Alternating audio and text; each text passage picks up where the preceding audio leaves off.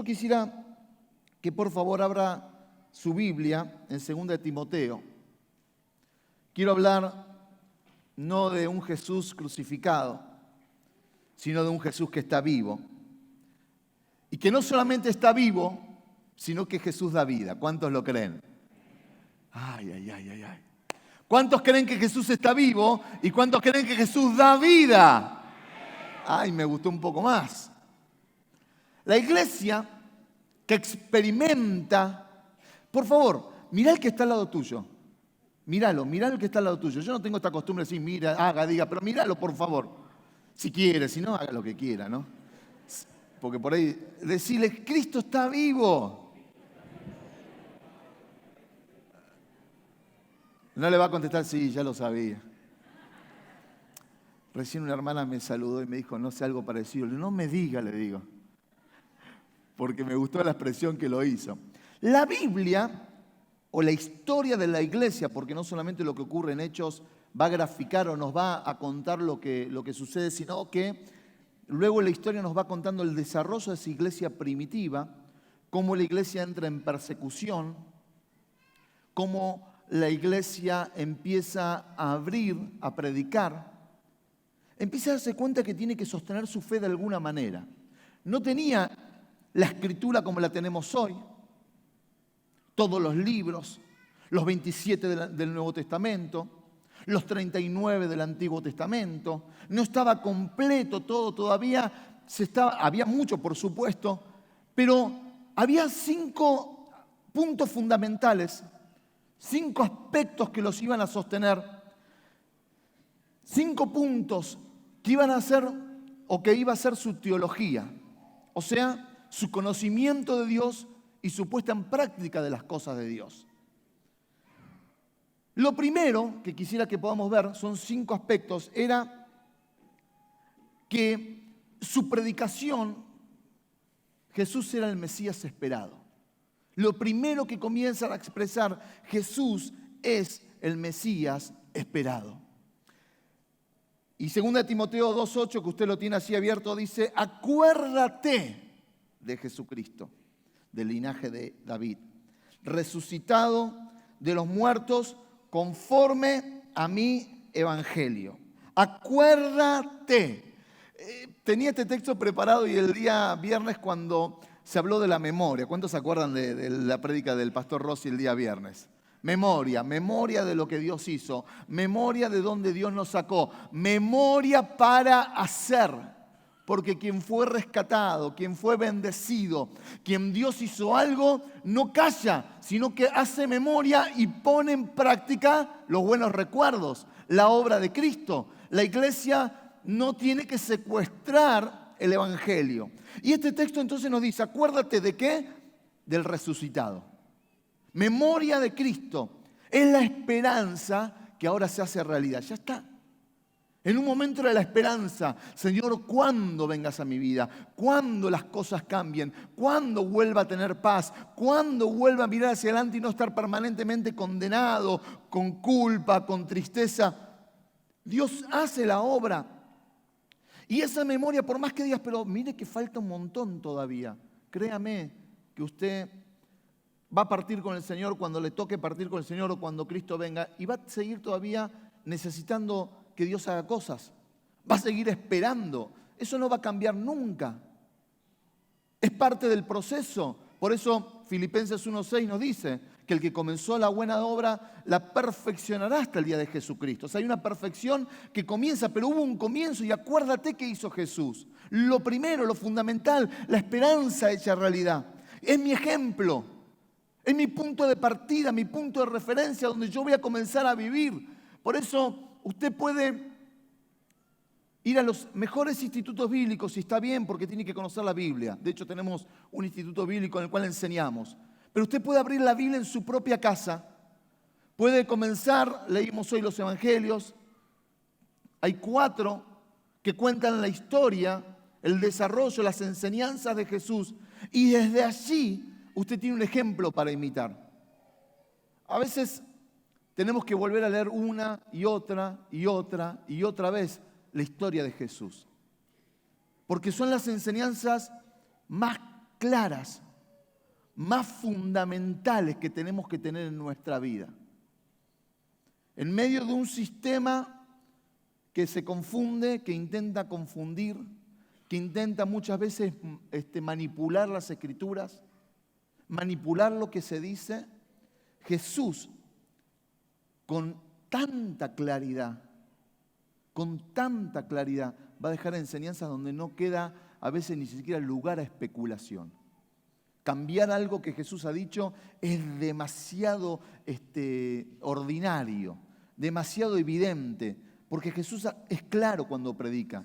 Y ese es mi punto de referencia. Acuérdate de Jesucristo, que es resucitado, donde está la fuente de mi fe, donde mi vida siempre va a partir de ese lugar, de esa cruz, de ese Calvario, donde Él va a sacrificar su propia vida, donde nos vamos a encontrar con que la cruz es la gran línea de inflexión de la humanidad. Se quiebra la línea que conducía al hombre a un solo destino y se produce algo realmente increíble. Es la señal de todos los tiempos. Fue la marca de la victoria. Por eso los cristianos no podemos dejar de entender. A veces decimos solamente la tumba vacía. Claro, es el resultante de todo lo que sucedió. Es la victoria consumada. Es el cumplimiento de la profecía. Pero la cruz es el lugar donde Él va a consumar el sacrificio y donde Él va a morir en lugar del hombre. Donde se va a desarrollar así el trabajo, la redención de Jesús, redimiendo al hombre, ocupando el lugar que le tenía que ocupar al hombre, que por sus delitos, por sus pecados estaba muerto espiritualmente, y Él va a dar vida. Y que todo aquel que recibe, no el Jesús religioso, no el Jesús que nos enseñan porque nacimos en hogares que son cristianos y entonces vamos trasladando enseñanzas, sino el Jesús revelado, el que cambió, el que tocó mi corazón, el que me hace ser diferentes, el que muere como hombre y resucita como Dios. Porque haber muerto como Dios, sin sufrir, sin nada, era como decir, bueno, dejo el cuerpo que lo mancillen, dejo el cuerpo que lo lastimen, dejo todo eso. No, Él vive, muere como hombre, pero dice la Biblia luego en el libro de los Hechos capítulo 2, versículo 24, al cual Dios levantó, suelto los dolores de la muerte, por cuanto era imposible que fuese retenida por ella. ¿Por qué era imposible que fuese retenida por ella? Porque era Dios, porque en la muerte no podía. Mire, mi hermano, todos han muerto. Si hay algo que no podemos evitar ninguno de nosotros es la muerte. Algún día vamos a morir. Algún día, algunos vivirán mucho más que otros. Algunos llegarán a 90 años, a 100 años. Algunos hasta un poquito más. Y llegarán al libro de los récords, los Guinness, la mujer, el hombre que vivió mucho más años.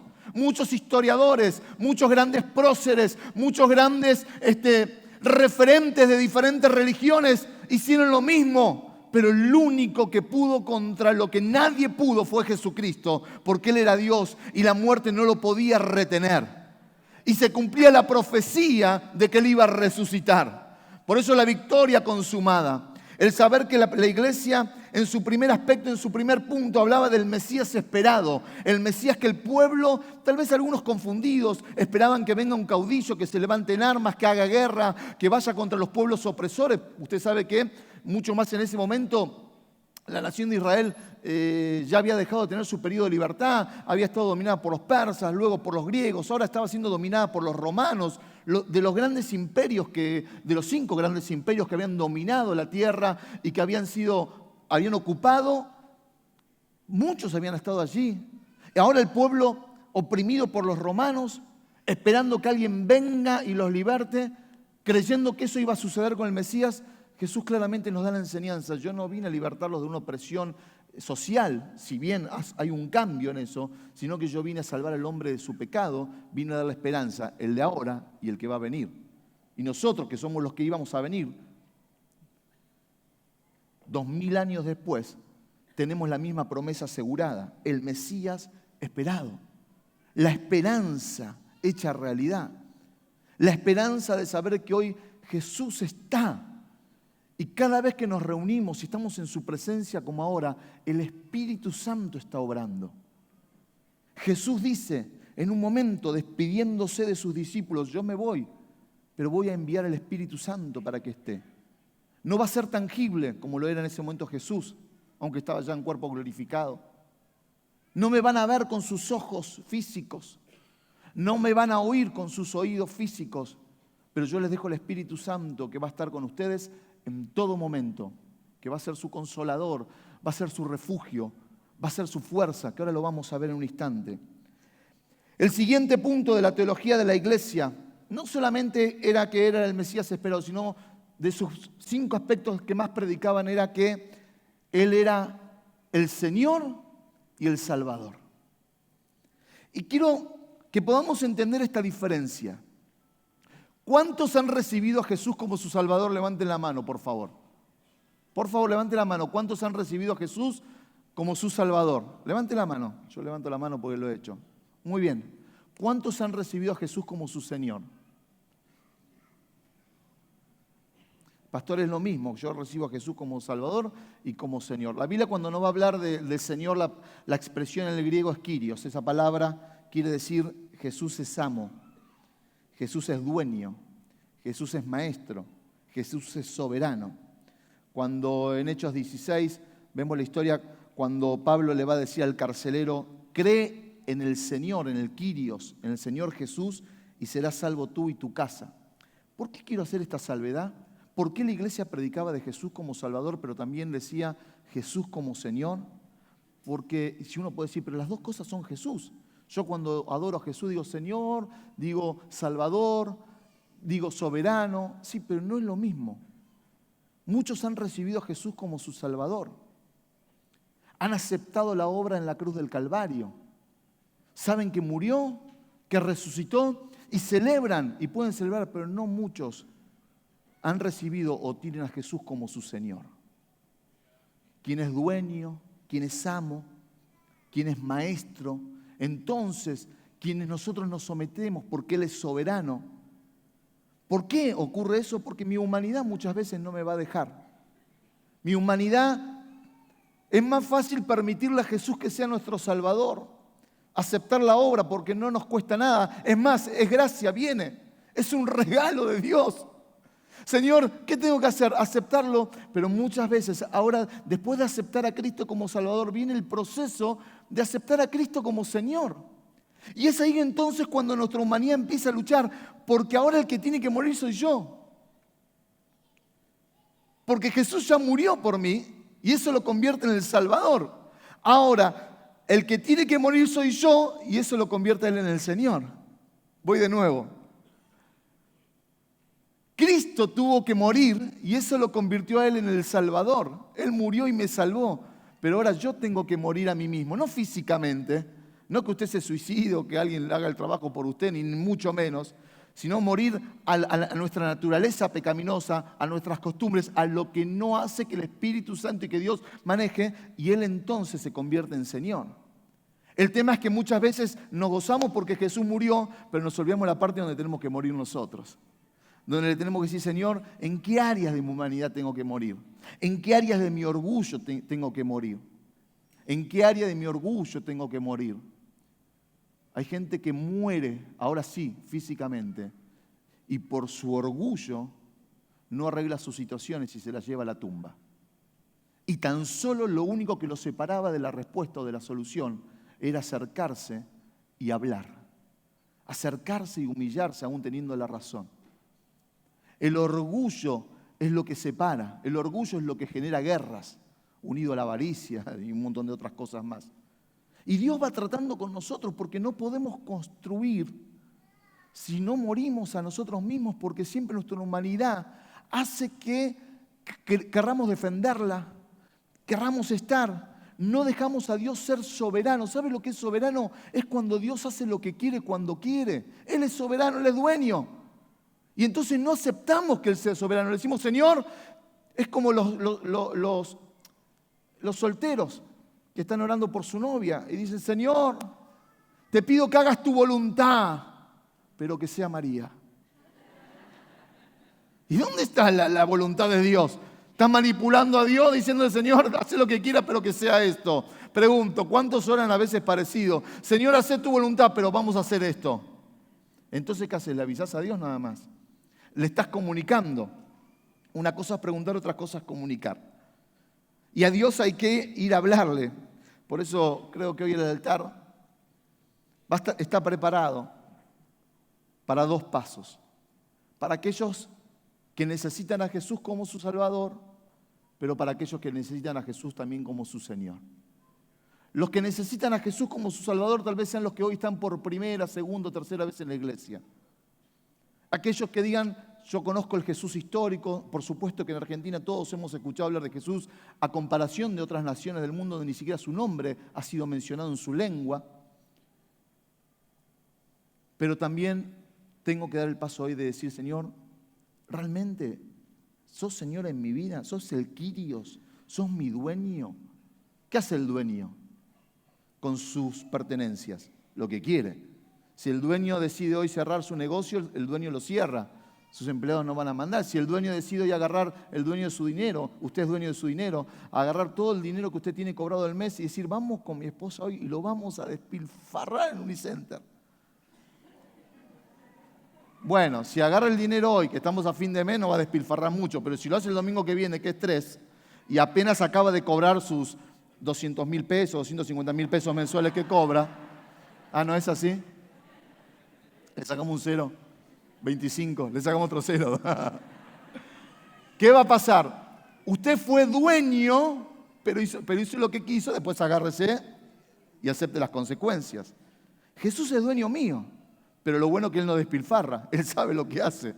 Por eso hoy vamos a hacer 2 llamados. Tercera o siguiente punto de la teología, hablaba del Mesías, hablaba de Jesús como Señor, para que el pueblo entendiese y camine de esa manera. Y también lo tercero que estaba prometido, el bautismo del Espíritu Santo. Ya Jesús físicamente no está, asciende al cielo, les deja la promesa, viene el Espíritu Santo, la esperan.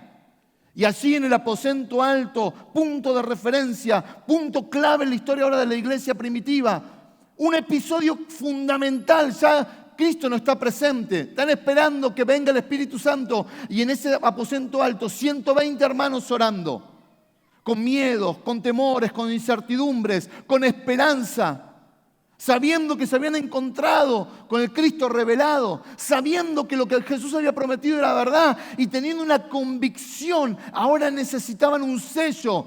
Y Jesús les dijo, esperen. Y en ese aposento alto, primeros capítulos del libro de los Hechos, viene el Espíritu Santo, una manifestación visible, comienzan a hablar en otras lenguas, en otros idiomas. La gente que había ido por las fiestas se asombra de que un pueblo que tiene su origen y que tiene su idioma, hable en su propio idioma, comienzan a alabar a Dios. A partir de ese momento, el pueblo lleno del Espíritu Santo empieza a predicar. Un Pedro que hace días atrás, lo único que atinó a hacer es cortarle la oreja a Malco y de esa manera lastimar a una persona queriendo o pensando que defendía el Evangelio, ahora está predicando a las 5.000, a 3.000. Ahora empezamos a ver que los discípulos que estaban escondidos hace minutos, ahora llenos del Espíritu Santo, son capaces de pararse en las puertas de los templos, en el medio de las calles, decirle a los paralíticos que se levanten, decirle a los muertos que se resuciten. El Evangelio comienza a efervecer, algo comienza a suceder, la iglesia empieza a expandirse, empieza Pablo a sembrar iglesias, empiezan los equipos pastorales a distribuirse por la Europa conocida, el Evangelio cada vez es más conocido en menos de 30 años. Desde que Jesús había partido, el Evangelio había corrido de tal manera que ya la humanidad no era la misma. ¿Por qué? Porque la iglesia predicaba este tercer punto. Vendrá el Espíritu Santo y cuando el Espíritu Santo viene, todo se transforma. ¿Cuántos lo creen con todo su corazón a eso?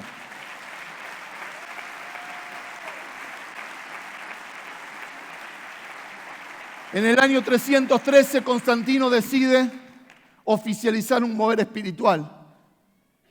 Y entonces toma la cruz como un símbolo y lo establece como parte de su ejército. Y entonces van a institucionalizar la iglesia, la van a secularizar.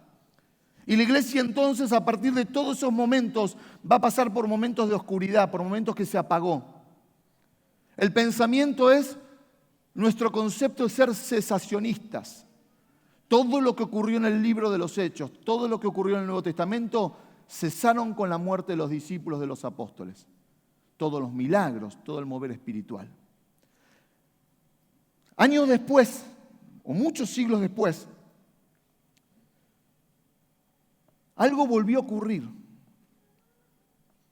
La iglesia se dio cuenta que los 2000 años de historia no habían servido para nada, porque la iglesia no crecía, los cambios no venían, ocurrían en forma muy salpicada.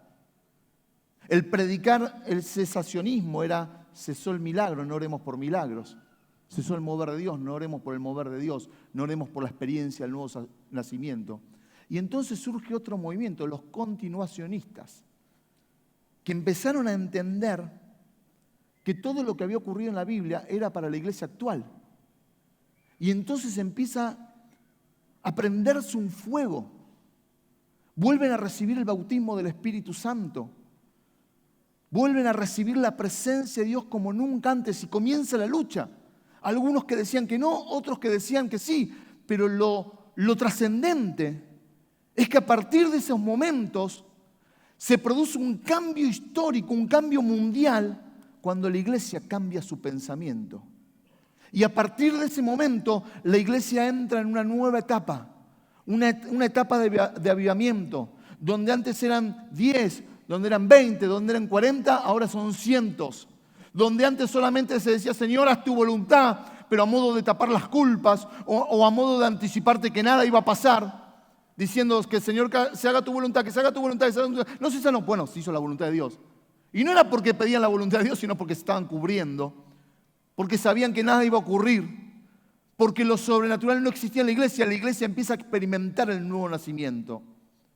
Y el nuevo nacimiento no se experimenta solamente en aquellos que son llenos del Espíritu Santo, comienzan a hablar en nuevas lenguas, oran por los enfermos y estos es sanados, oran por los que están endemoniados y estos son libertados. Todo lo que vemos en la Biblia se empieza a emular, se empieza a ver en estos momentos, sino el cambio espiritual. Familias que necesitan un milagro para continuar. Familias que por golpes de la vida, por quiebres en el matrimonio, por pérdidas, donde humanamente va a ser difícil, empiezan a recibir la experiencia del Espíritu Santo que hace cambios y que hace que lo imposible ahora se pueda ver. Mi hermano, no son uno, no son dos, no son tres, son miles, son cientos, que llegando al Señor experimentan el poder sobrenatural de la promesa de Jesús. Son llenos de Dios, son llenos del Espíritu Santo y empiezan a ver y ver realidad lo que no se puede manejar.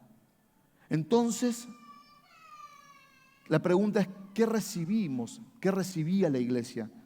Número 1, fuerzas para vencer la tentación.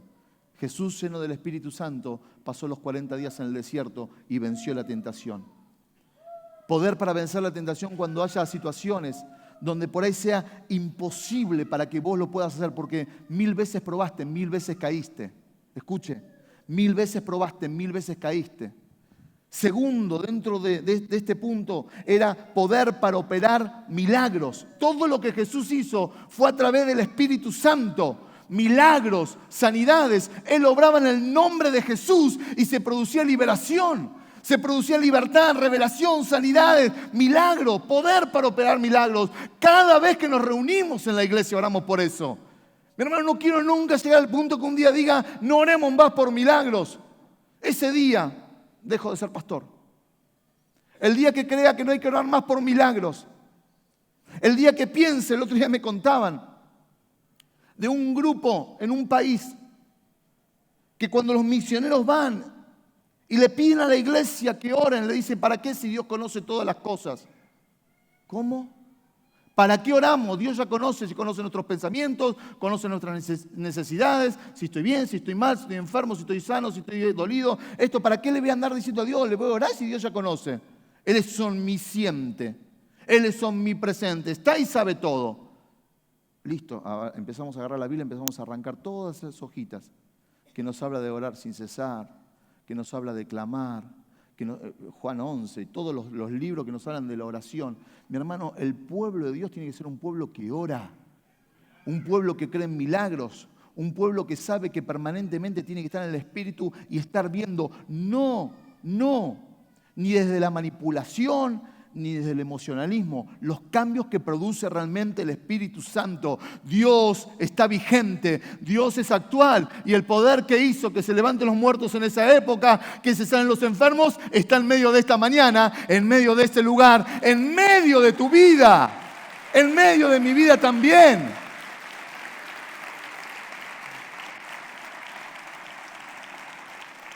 Tercero, edificación. No solamente que tenemos, el Espíritu Santo nos da fuerza para vencer la tentación, nos da poder para operar milagros, sino que nos edifica. La adoración nos ayuda en la adoración a Dios. Oramos en su perfecta voluntad, porque oramos cuando estamos bautizados con el Espíritu Santo de lo que ni sabemos. Y a veces, ¿sabe cuántas veces?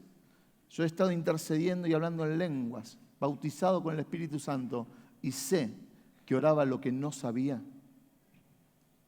Sonidos indecibles, pero que interceden y que me edifican. Y por supuesto, el Espíritu Santo es protección. Sostiene nuestra fe. Nos cubre de la contaminación. Cada vez que yo estoy reunido en su casa, cada vez que yo me arrodillo o en mi cama o en el lugar que vos hayas elegido, o te sientes a orar de la forma que lo hagas, el Espíritu Santo te cubre, te sostiene. Por eso que somos una iglesia que damos lugar y que queremos dar lugar a la oración, que queremos dar lugar a un altar. No que caer en formas, porque también a veces exagerar las formas o exagerar o hacer rutina del mover de Dios también es peligroso. Pero que le decimos Espíritu Santo, cada vez que nos reunimos tenemos que haber generado un espacio. Por eso queremos que el pueblo aprenda a adorar, que la música sea la expresión de la iglesia también para sostener su fe. Cuarto punto de partida de la iglesia era que Él volvería. Y es el por qué necesito la salvación. Porque Él vuelve a buscarme y me va a librar y me va a salvar. ¿Y a quién viene a buscar cuando Él vuelva? A los que lo recibieron. Pregunto, ¿cuántos todavía no lo recibieron? No digo que tengas un carné de membresía. No digo que tengas una religión prescripta o ya declarada. ¿Cuántos le recibieron en su corazón? Y número 5. El punto que ellos predicaban era: Jesús murió y resucitó. Quiero que me presten mucha atención a lo que voy a hablar en los últimos minutitos. Jesús muere para que ya nadie más necesite morir.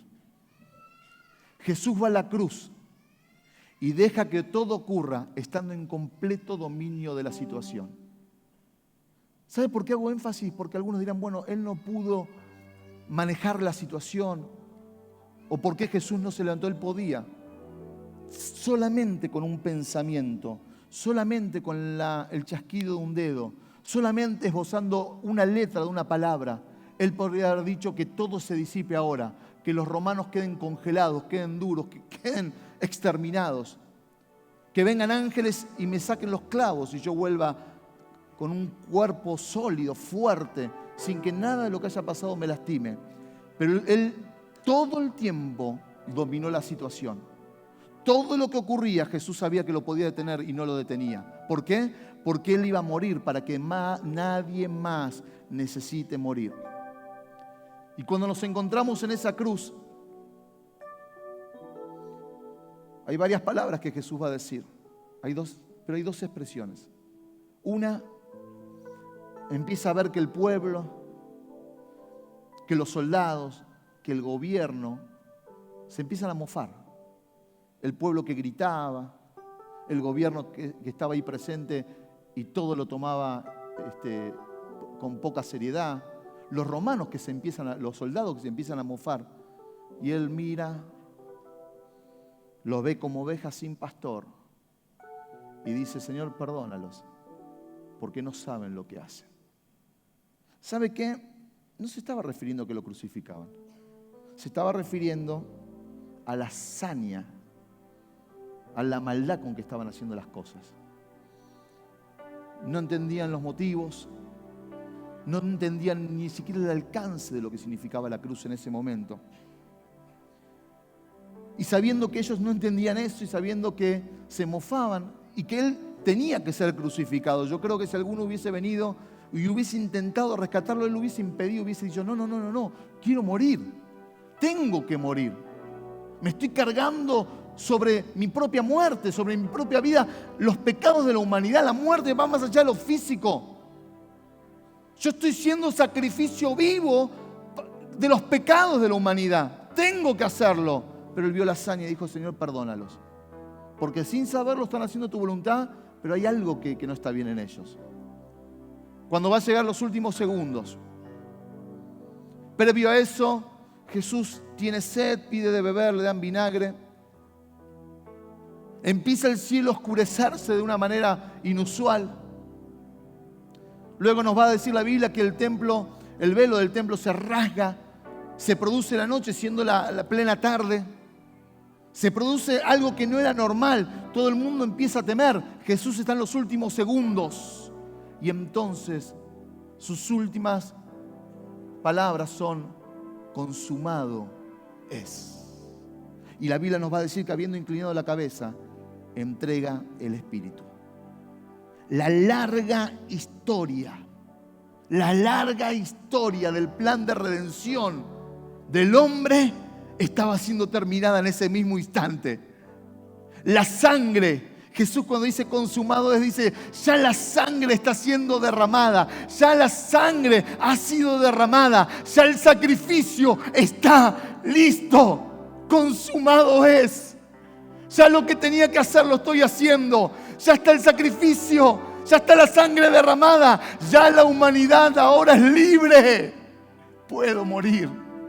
Y entonces entrega su espíritu y se produce el mover espiritual más grande de la humanidad. Los pecados de la humanidad estaban siendo limpiados. La salvación ahora estaba a mano del hombre. Ahora el hombre tenía libertad. Hasta ese momento por sus pecados era condenada. Por sus pecados no tenía libertad para ir al cielo, para estar con Jesús. Ahora Él dice, ya está todo terminado. Y Él va a morir. Pero cumpliendo la Escritura, ese primer día de la semana que hoy estamos celebrando, Él va a resucitar. Y Él dice, la muerte no me pudo retener. Y limpié los pecados de la humanidad, pero también le di otra paliza más al diablo. Resucité, estoy vivo, me voy a sentar a la diestra del Padre y le dejo a la humanidad la posibilidad de que tengan esperanza. Ese Cristo está en este lugar hoy.